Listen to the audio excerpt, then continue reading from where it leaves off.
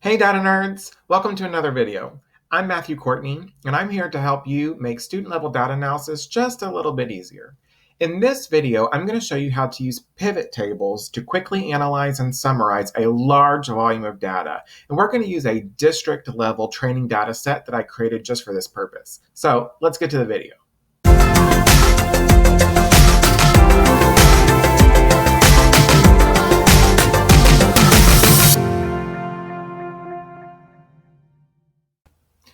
All right, so let's take a look at the data set we have on the screen. This is my fake district level data set that I use for training purposes and of course to make videos like this. This is President County Public Schools, and you'll see that every school name represents a president or vice president of our country. This data might look real, but it's not. It is completely fictionalized data using lots of other kinds of data sorts and modeled to look like different kinds of schools that I see when I work with schools out in the real world. What we're going to do today is we're going to create some quick summaries so we can learn about the students in this data set very easily. And we're going to do that with pivot tables. Why am I going to use pivot tables? Well, simply because there's such a huge volume of data available on this spreadsheet. So let's go all the way to the bottom. We have 45,000 students on this data set. So that's a lot of data, and it would take a long time for us to sort this data out using dashboard techniques or formula techniques. The pivot table techniques are much more effective. So here's what I'm going to do. I'm going to start by creating a pivot table. To do that, you're going to click right here in cell A1. You're going to click Insert and Pivot Table. Now, Excel's pretty smart, and it's going to go ahead and highlight the whole table, all of your data. If you have multiple kinds of data on your spreadsheet, maybe you have different columns or different sections that you want to segment in pivot tables, you can change that by clicking this little arrow right here, and that'll let you highlight and select a smaller portion of data. But I want to see all of my data, so I'm going to go ahead and leave it like that. I want it to populate a new worksheet, so I'm going to get a new tab down here at the bottom. I'm going to click OK. You see it takes just a couple of seconds, and now I have a table that it's ready to work with. So I'm going to make my camera go away so that you can see the whole screen. When you have a pivot table, first you have this space over here. This is where all of your summaries are going to live. And these are your fields, and this is how you're going to actually build your pivot table. So here you see a list of all the fields. These are all of my column headers. Get that out of the way. These are all of my column headers from my original data sheet over here. So you see school year, district, district name, school number, school name, etc. You see those same things over here for all of my fake students and all of their fake scores. Then you have four options. You can create filters, columns, rows, and values. So let's say that I'm sitting at central office and I want to summarize some information in my schools. Maybe I'm the district assessment coordinator of President County Public Schools. So I want to see all of my schools. So I'm going to make my schools be a row.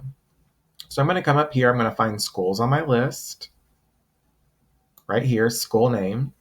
And I'm going to drop it into this rows column. Just drag and drop. And you can see when I do that, here are all of my schools named after presidents and vice presidents. So you see all my schools. To get rid of this, I can just drag it back up here. Maybe I want to do it by level. Now I have elementary, high, middle, and preschool. So of course, these are in alphabetical order, so they're a little out of whack from how we normally would do them, but you can move them around and customize later. So I'm going to leave it on this one, actually, just because I think it's easier to see because they all fit on the screen. But you could do these for anything, any of your variables that you want rows. Then we can decide, well, what do we want our columns to be? So let's say I want to know how many economically disadvantaged students I have. I can drop that here into my Values tab, and that's going to show me the count. But if we remember over here, let's take a look. Our economically disadvantaged is a yes or a no indicator. So by dropping it in values, really I just see how many students I have. I have 45,000 students. 21,355 of which are in elementary schools. So that doesn't help me very much. If I put it in columns, now I can see yes or no and a grand total for my economically disadvantaged. Now I need something to go here in my values. I need to give it something to count. And I like to have it count student IDs because your student ID number is a automatic number that every student has and is unique to that kid. You'll see that my values auto corrects over to sum. Well, it doesn't do me any good to know what the sum is. It doesn't do me any good to add up all my numbers. I want to know how many there are. So if I click on it and click value field settings, this is how I can change it from sum to count. And now I can very quickly see how many students I have in elementary school who are not economically disadvantaged or who are economically disadvantaged and the grand total. Now, if this chart doesn't do it for me, I can also drag this over to filters, and I can move my economically disadvantaged to a filter instead of a column.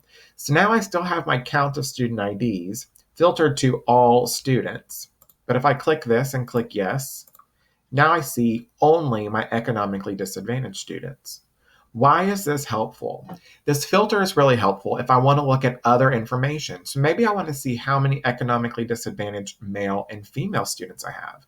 I can drag my gender identifier to my columns, and now I have female, male, total, and economically disadvantaged very quickly on one table. Now, I'm going to take count of student ID out because it's helpful to know how many I have, but what I really want to know is maybe how they're doing.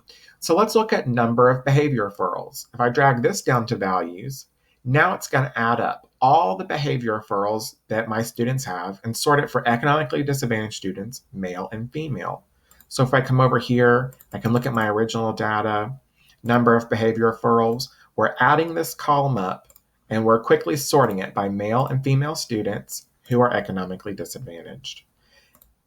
I can go back, I can take that out. Now I see all of my students who are not economically disadvantaged counted by male and female, and their total number of behavior referrals.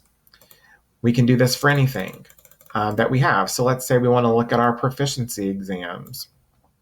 Sum of proficiency exam probably is not very helpful to me, but average could be.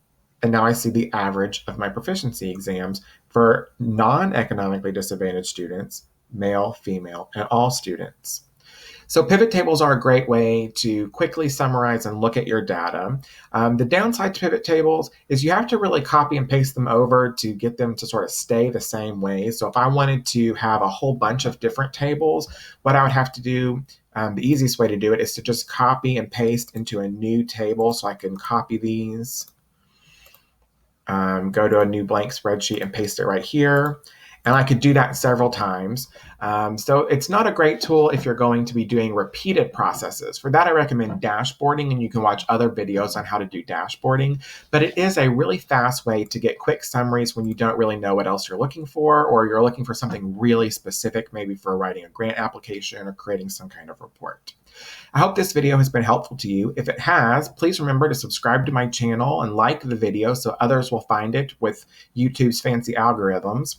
And remember that you can help keep these videos free for educators everywhere and ad-free, most importantly, by visiting my website at www.matthewbcourtney.com/nerds and subscribing to be an official part of my Data Nerd community. I hope to see you soon in the next video.